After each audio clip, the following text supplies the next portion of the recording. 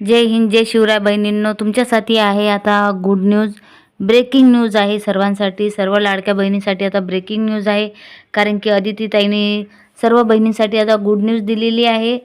Good news म्हणजे अशी की आता बघा, फडणवीस साहेब म्हणतात की फेब्रुवारीचा हप्ता सुरू, पण हा शब्द लागलेला आहे. म्हणजे पण हा शब्द, याचा अर्थ काय होतो? की याचा अर्थ हाच होतो की आता वयानुसार 8वा हप्ता मिळणार. सर्व बहिणींना 8वा हप्ता हा वयाच्या नुसार मिळणार आहे. तर वयानुसार कसा मिळणार आहे 8वा हप्ता, त्याबद्दल सर्व माहिती आपण जाणून घेऊया. कारण की याची सविस्तर माहिती आपल्याला अदितीताई तटकरे हेच देणार आहेत. लाडकी बहीण योजनेची सर्व अपडेट जाणून घ्या आमच्या चॅनलवरती. त्यासाठी चॅनलला लाईक करा आणि सबस्क्राईब करा. मध्ये फेब्रुवारी महिन्यामध्ये जसे जसे रजिस्ट्रेशनच्या चौकशा होत जातील त्या पद्धतीने ही होणार आहे. आणि आम्ही कुठल्याही गरजू महिला आणि जी पात्र आहे योजनेसाठी, मला आपल्या सर्वांच्या माध्यमातून लाडक्या बहिणींना सांगायचंय की ही जी शासन निर्णय जो आम्ही लाडक्या बहिणीचा निर्गमित केला, याच्यामध्ये आम्ही कुठलाही बदल केलेला नाहीये. ही मला सर्व आपल्या माध्यमातून लाडक्या बहिणींना सांगायचंय की कुठलेही निकष आम्ही बदल केलेले नाहीयेत. 2.5 लाखाचं उत्पन्न त्याच्यापेक्षा कमी असणं लाभार्थी असण्यासाठी हे आम्ही त्या ठिकाणी निश्चित आधीच केलेलं होतं. दुचाकी वाहन असावं, 4 चाकी वाहन नसावं, हे आम्ही त्या ठिकाणी निश्चित हे केलेलं होतं. ते राज्यातल्या रहिवासी असाव्या, सरकारी नोकरदार नसाव्या, हे जे सगळे निकष आहेत हे पहिल्या शासन निर्णयामध्ये निर्गमित केलेले आहेत. त्याच्यामध्ये कुठलाही बदल आम्ही केलेला नाहीये. आम्ही ज्या वेळेला ऑगस्ट महिन्यामध्ये ज्या वेळेला स्क्रुटिनी चालू केली, त्यावेळेला 70-75 हजार अर्ज असे होते की जे पात्र होत नव्हते, जे त्यावेळेला ड्रॉप करण्यात आले होते. सप्टेंबरमध्ये स्क्रुटिनी केली त्यावेळेला तर 1 लाखापेक्षा अधिक असे अर्ज होते की जे पात्र होत नव्हते. त्याच्यानंतर ऑक्टोबर महिन्यामध्ये सुद्धा त्या पद्धतीनं होतं. त्यामुळे अशा पद्धतीचं लाभार्थ्यांची संख्या कमी जास्त होणं हे काही अचानक केलेलं आहे अशातला काही भाग नाही.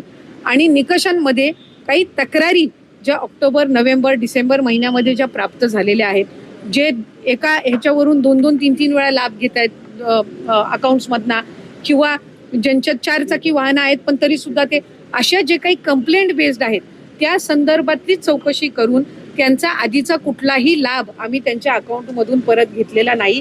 अशा पद्धतीचा कुठला निर्णय झालेला नाही.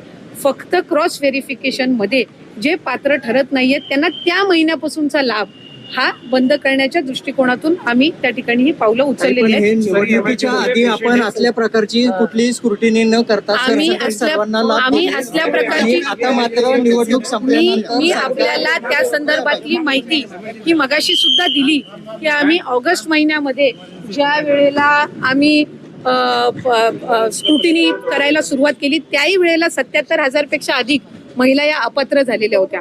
ऑगस्ट महिन्यामध्ये, सप्टेंबरमध्ये केली त्याही वेळेला 1 लाखापेक्षा झाल्या होत्या. ही एक कंटिन्युअस प्रोसेस आहे. मला असं वाटतंय की काही विरोधक आणि काही माध्यमं अशा पद्धतीचा अपप्रचार करत आहेत. या आधी सुद्धा 2-2.5 लाखापेक्षा अधिक महिला ज्या निकषामध्ये बसत नव्हत्या त्या अपात्र झालेल्या आहेत. पण त्यावेळेला त्या संदर्भातली दुर्दैवानी माहिती ही त्या ठिकाणी माध्यमांकडून दिली गेली नाही. आता ती योजना यशस्वी झाल्यानंतर या संदर्भातला एक अपप्रचार केला जातोय की आत्ताच ही स्क्रुटिनी चालू केली आहे. ऑक्टोबरमध्ये पण झालेली आहे, डिसेंबरमध्ये पण झालेली आहे. आणि मी आपल्याला वारंवार सांगत आहे की कंप्लेंट बेस्ड स्थानिक जिल्हा प्रशासनाकडून ज्या वेळेला कंप्लेंट्स प्राप्त होतात त्यावेळेला काही माध्यमच आम्हाला सांगत होती की अशा पद्धतीच्या काही चुकीचे काही हे मिळते, तर आपण त्याच्यावर काही ना काही जे गरजू आहेत त्यांच्यापर्यंत हा लाभ पोहोचला पाहिजे. अशा प्रकारे अदितीताई तटकरे यांनी सर्व बहिणींना सर्व माहिती दिलेली आहे की कशा प्रकारे तुम्हाला वयानुसार पैसे मिळतील आणि अटी काय काय आहेत त्याप्रमाणे. कारण की वयानुसार यादी तयार झालेली आहे आता, आणि वयानुसारच 8वा हप्तासुद्धा मिळणार आहे.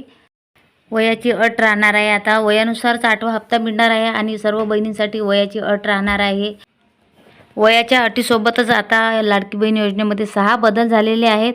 आणि या 6 बदलमध्ये एक बदल असा आहे की ज्यांच्याकडे 4 चाकी वाहन आहे त्यांचे 1500 रुपये बंद होण्याची शक्यता आहे. अशीच नवीन अपडेट जाणून घेण्यासाठी आमच्या चॅनलवर नवीन असाल तर लाईक करा, सबस्क्राईब करा.